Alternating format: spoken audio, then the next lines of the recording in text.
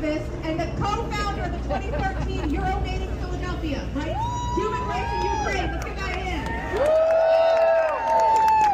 In support of the movement for justice and democracy in Ukraine. Also, because human rights and democracy are not issues that are just localized to one area, she has also the founder of the Black Lives Matter Vigil in Northwest Philadelphia.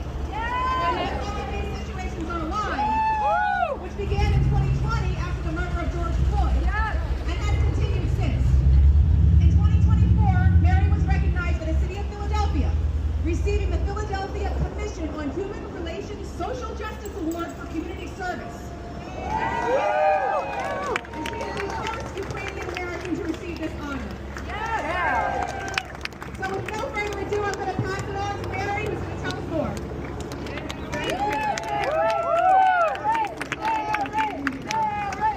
My name is Erica Lima.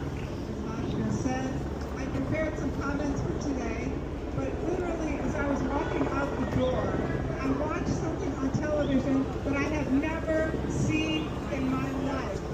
It was President Trump and Vice President Vance speaking with Volodymyr Zelensky in the White House. And Volodymyr Zelensky standing up to these bullies.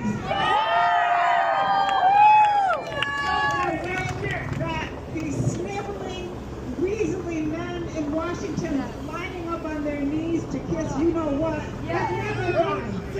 Zelensky's life, his country is on the line. He is on the ropes, and he stood up to this man. When you go home, please turn on your TV, turn on your computers and watch it. I wish I could just play it now instead of speaking, but please watch it. I am an American power now. The daughter of Mary James, who came to the U.S. Devastators here. No, they're deliberately doing it. This is what democracy looks like. All right.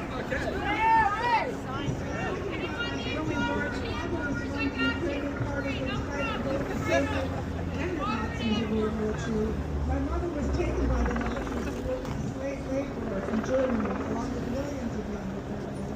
My father's parents were sent to Siberia after the war because of his activities. My grandmother died there. This is a very tragic story.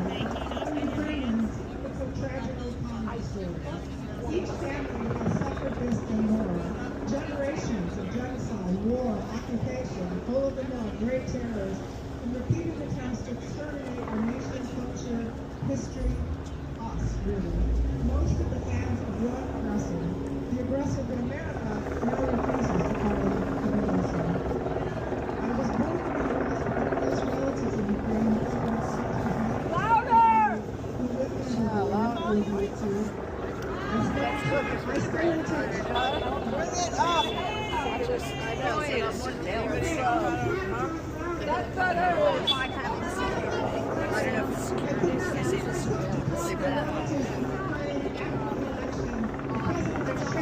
well, they're just circling this because you can't hear anything. From last in January, they said, we are all waiting for January 20th. I had to order it. Oh God, I can't. It was online. Yeah. I just can't remember exactly where. Yeah.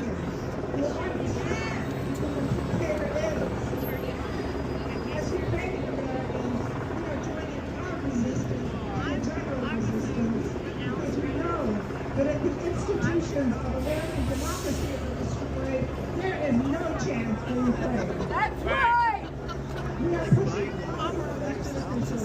Republicans need to be reminded that Ukraine has been destroyed because of their strong stance against Russian aggression. They can't take back their power from the public institutions.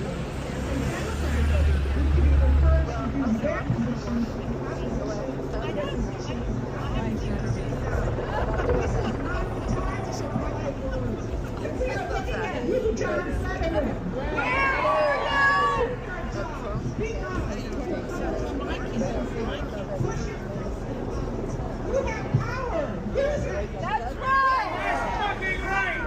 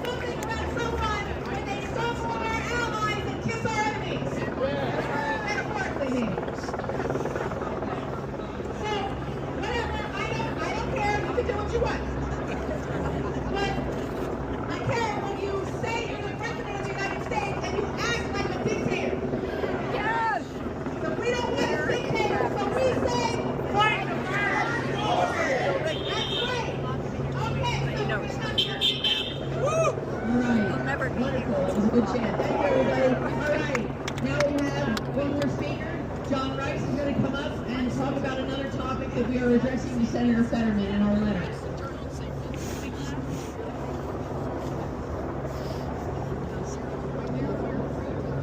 So I've been out in the group before, and I often can't hear, and I'm at least going to try to say it loud. I was alive in 1964 when Barry Goldwater ran against Lyndon Johnson and voted. And that was a right-winger we were all afraid of. I can't believe that years later we end up with this mess.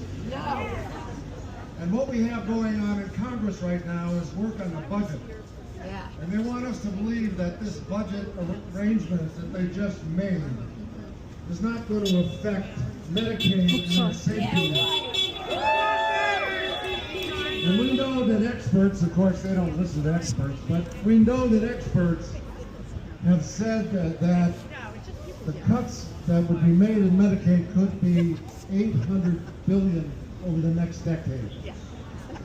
Now, do we know how many Americans are dependent upon Medicaid?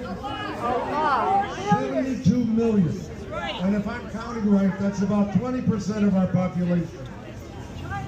41% of the births in America are funded by Medicaid. Can you imagine how much of the health system itself is funded? It's going to by Medicaid? collapse. It's already collapsing.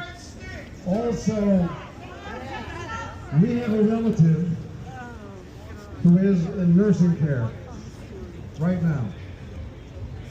And they somehow think that if they don't share and they just get richer and richer, that somehow they're going to thrive, and I'm not sure they really care about the rest of us.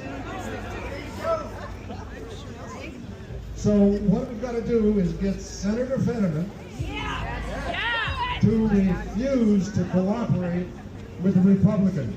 No more going to Mar-a-Lago, buddy. Senator Fetterman, stand up for us. Senator Fetterman, Stand up for us! get off the duff. Stand up for us. Stand up for us. Do your job!